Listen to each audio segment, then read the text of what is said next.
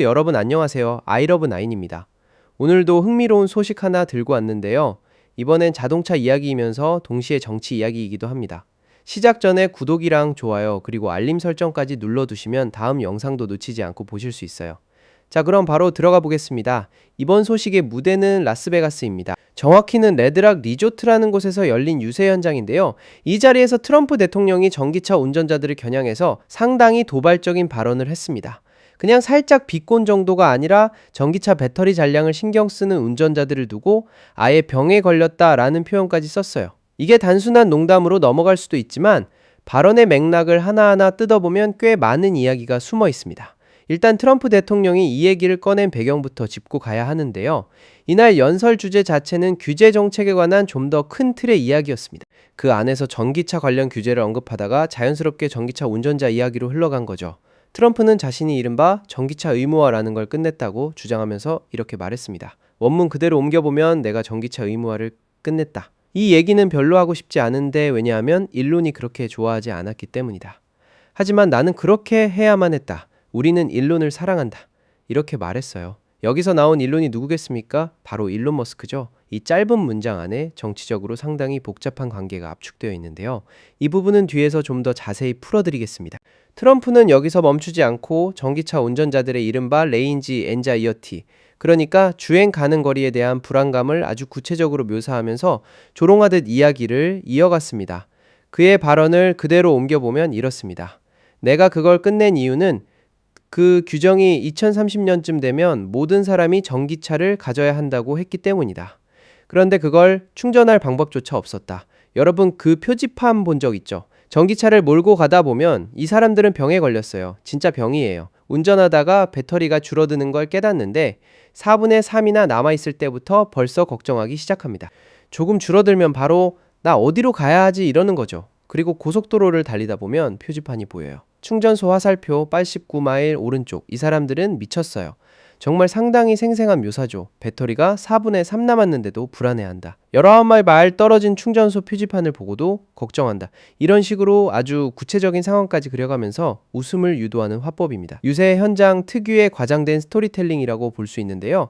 문제는 이 발언 안에 사실과 다른 부분들이 섞여 있다는 겁니다. 그래서 여기서부터는 팩트체크로 넘어가 볼게요. 먼저 트럼프가 반복적으로 주장해온 2030년까지 모든 미국인이 전기차를 사야 한다는 연방법, 사실 존재한 적이 없습니다. 미국에서 그런 식의 강제 구매 의무를 부과한 연방법은 없었어요. 그러면 트럼프가 실제로 되돌린 행정 조치는 뭐냐? 이건 바로 연방정부의 배기가스 배출 기준, 그리고 주 정부 차원의 청정대기 규제였습니다. 이 규제들은 소비자에게 전기차를 사라고 강제하는 게 아니라 자동차 제조사들이 전기차를 더 많이 만들도록 유도하는 성격의 정책이었던 거죠. 소비자 대상 의무화와 제조사 대상 유도 정책, 이 둘은 엄연히 다른 이야기인데 유세 현장에서는 이 둘이 섞여서 전달된 셈입니다. 그리고 트럼프는 이 발언 과정에서 미국 내 배터리 전기차 시장 점유율이 7%라는 수치도 언급했습니다.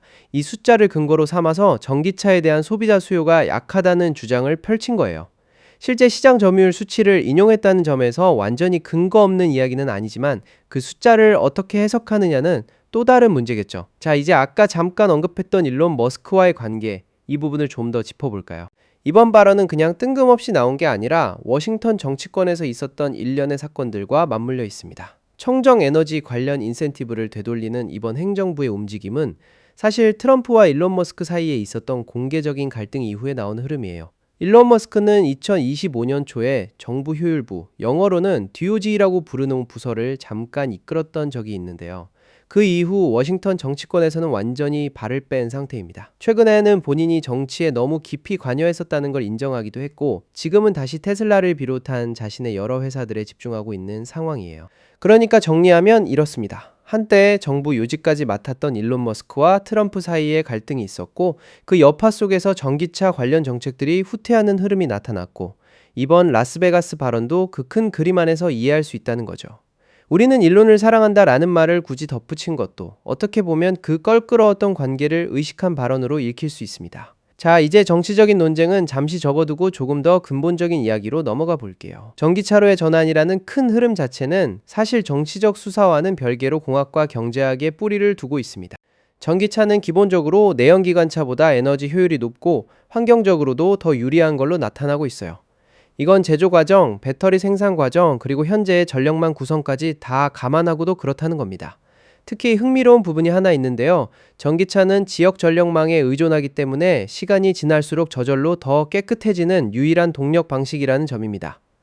발전 방식이 재생에너지 중심으로 바뀌어 갈수록 이미 도로 위에 있는 전기차들도 자동으로 더 친환경적인 차가 되는 셈이죠.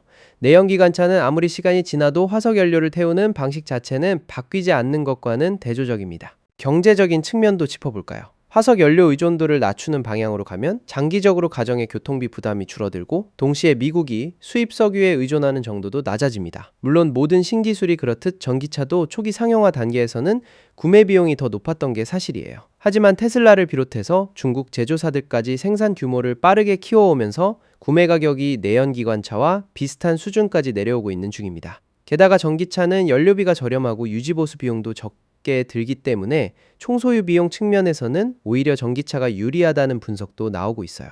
그리고 트럼프가 이번 발언에서 병이라고까지 표현했던 그 레인지 엔자이어티, 그러니까 주행거리에 대한 불안감 문제도 사실 최근 들어 많이 해소되고 있는 추세입니다. 배터리 용량이 큰 폭으로 늘어난 고성능 배터리 팩들이 나오고 있고 슈퍼차저 같은 충전 인프라도 광범위하게 깔리면서 예전만큼 심각한 문제가 아니게 됐어요.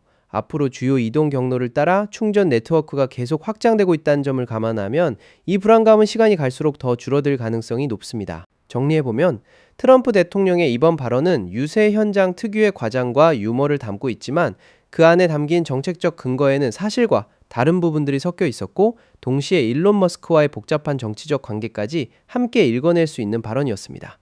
그리고 정치적 논쟁과는 별개로 전기차 산업 자체는 효율성과 경제성이라는 기술적 근거를 바탕으로 계속 성장해 나가고 있다는 점도 함께 기억해 두시면 좋을 것 같아요.